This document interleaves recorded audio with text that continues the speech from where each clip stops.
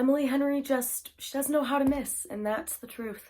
Hi there, I'm Serena, by the way. I'm also your resident Emily Henry stan, here today to give you a review of her newest book, Funny Story. I love Emily Henry more than anything. Even my least favorite book of hers is still probably a top 15, maybe even top 10 romance novel for me.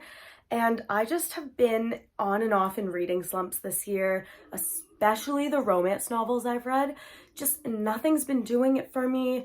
I wasn't able to finish 2 romance novels in the past few months, and I was just waiting and waiting for this to come out because I knew that it would get me back into romance novels right in time for the summer. And I was right. This book was everything to me. I just finished it this morning, maybe like 2 hours ago, and I have no words. I probably should have thought about that a bit more before I turned the camera on, but I'm gonna try to make sense of my thoughts for this video. So in case you don't know what Funny Story is about, it's about Daphne, who is a librarian who moves to this small town with her fiance Peter, only for that fiance to dump her for his childhood best friend Petra. She has nowhere to live, so who does she end up living with? The new fiance's ex-boyfriend, Miles. So now their ex-partners are happily engaged to each other in the house that Peter bought for her, and she is sharing a tiny apartment with the ex-boyfriend, and they're both just trying to get over their heartbreak while getting used to this new living situation. But of course, to kind of get back at Peter and Petra, who are just on a high horse in all of this, Miles and Daphne actually pretend that they are dating. Say it with me, fake dating! I love the fake dating trope. When it's done right. When it's done wrong, I am looking at you, the Spanish love deception. It is god-awful, but when it's done right, like it's done here, beautiful, immaculate, amazing. I mean, it's pretty obvious that I loved this book. It just made me so happy and warm. I found myself giggling and smiling and gasping out loud. It was just perfect for getting me into summer and making me want to reread Emily Henry's books because I forgot just how much I adore her writing, her characters. Like, she never misses. I think Daphne and Miles are both great, fleshed out characters. Miles is more than just a love interest. He has his own personality, his insecurities. He has, hobbies and a job that are important to him. And I really love that because not all romance novels, sometimes just the male love interest is just a guy and you don't know anything about him other than he's normally good looking and he likes the main character. And I want something more about that. I want to see why the main character likes this person, why they're attracted to them beyond the physical, and I 100% got this. Miles reminded me a bit of Nick Miller from New Girl, a bit less grumpy, but the same kind of just messiness at parts. One of the many things I enjoyed about this is the side characters are super fleshed out.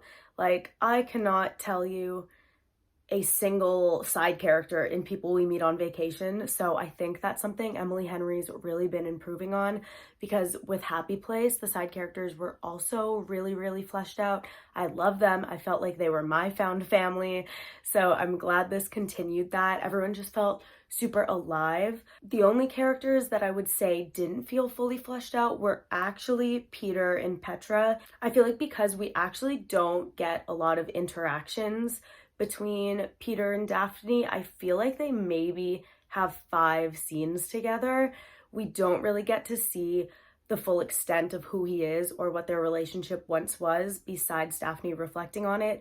He's kind of just a classic romance novel, romance movie, like villain of an ex-fiance, and that's okay because that's how Daphne sees him, and I feel like I did get a decent grasp on who he was as a person in the times we did get to see him. Petra, on the other hand, I feel like we don't know a ton about her, but again, that's Daphne's perspective on it, so it's not a total knock on how the book was written. Daphne knows that she is a kind person deep down and doesn't hate her. There's animosity there, but she still can't bring herself to hate her because she doesn't think Petra is an evil person the way that she kind of thinks that Peter is. But I would have liked to see more of Petra because other than her being beautiful and carefree, I don't really understand what her and Miles had. So that's like a small critique, but again, not the end of the world. Didn't really impact my reading experience. Just when I'm thinking about it now, that's one thing I wish I got to see more. Another thing, and this is very possibly an unfair critique, I felt like the ending was a little rushed, but then when I was thinking about it, when I was setting up for this video, I was like, I breezed through the last third of the book this morning. So I think in my head, I'm seeing it as a rushed ending, when in reality, I think I was just like turning the pages. I need to know what happened. So don't quote me on that. I may change my mind if I ever revisit this book. But it felt a little rushed, but again, it might have been my reading pace because I could not put it down. Overall, I found this book to be really balanced, which I like. There was a lot of character development on top of the romantic development.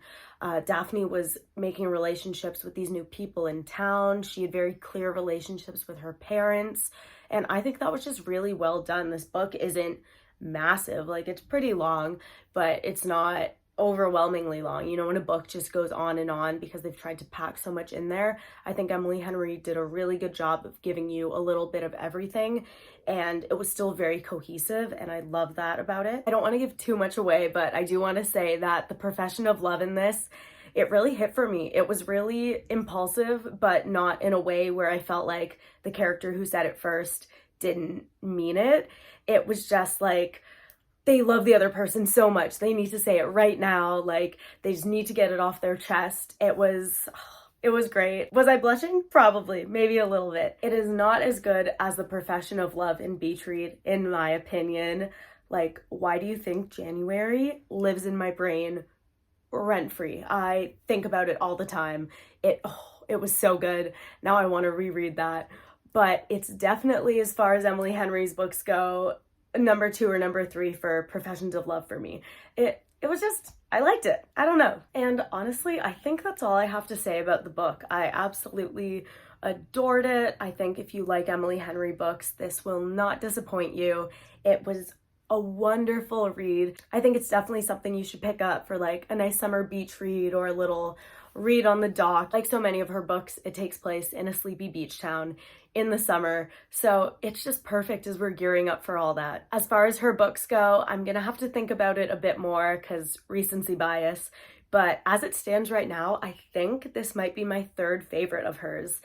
Beach Read, gotta be number 1, then Book Lovers for me, and then I think this might be my new number 3. With time, it might even be my new number 2, but I don't want to commit to that just yet. I loved it so much and I'm going to be thinking about it for a while. Please, please, please let me know in the comments what you thought about this, if it stood out to you against Emily Henry's other books, if it's dethroned anything in your ranking, because I loved it and I really hope other people love it. I haven't seen too many reviews about it because I've been trying to avoid spoilers.